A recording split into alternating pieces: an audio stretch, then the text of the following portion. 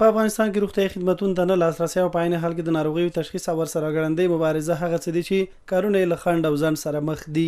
د نورو ډیرو ناروغیو سره جوخت د تبرکلوز یا نری رنځ ناروغي ولا هغه ده چې په همدا تیر 2022 کال کې په افغانستان کې 12,000 کسان مړه کړي دي. او که احیانا ناروغ دې ته توجه ونه کړي یا په وخت باندې تشخیص نشي او یا په درملنه کې ستونزه رامنځته شي یعنې په منظم ډول تداوي نشي نو بیا د مړینې باعث ګرځي چې تقریبا موږ د کال په جریان کې د ټول کال په اوږدو کې تقریبا د 12,000 شاوخوا د دې ناروغۍ له امله مړینه رامنځته شوې. نوموړی زیاتوي چې اوس مهال ورسره د هیواد په کچه په ګڼو روغتیايي مرکزونو کې شاوخوا 450,000 په نري رنځ اخته ناروغان بستر دي او دوامداره درملنه یې کیږي. ته حساس تبرکلوز ویل کیږي یو ام ډي آر یا مقاوم تبرکلوز ویل کیږي.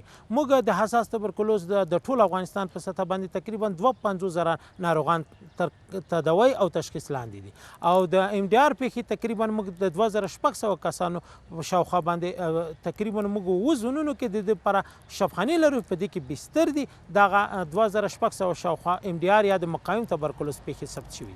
ډاکټران وايي نری رنځ په ارثي توګه د انتقال وړ دی او که لازمه توجه ورته ونشي 50 سلنه د مرګ ګواښ پیښولی شي.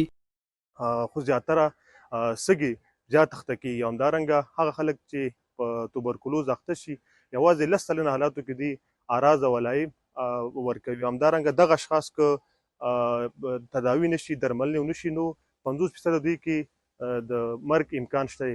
دغه ناروغانو کې اراز ولایم د یو تبي په شکل د تبه لري چې خفیف او دوامداره تبه اوسیږي. همدارنګه ټوخی اوسیږي چې سخت او دوامداره مزمنه ټوخی اوسیږي او بعضې وختونو کې ټوخي سره وینه هم راځي. همدارنګه سینې درد، وزن د لازه ورکول، وزن بایلل، بې اشتهایي دا د دې ناروغانو عمومي ګیلې اوسیږي. چې د هغوی اقتصادي کچه همدارنګه د مناسبې تغذیې کچه او تعلیم کچه ښکته وي په هغه هیوادونو کې د دې پیښې زیاتې پیدا کیږي. دا د مایکوباکتریم توبرکلوزس یو باکتریا ده چې د هغې له وجې د انسان بدن ته دغه باکتریا ننوځي او د سږو په مخصوص ځای کې ځای نیسي بیا انسان پرې اخته کیږي.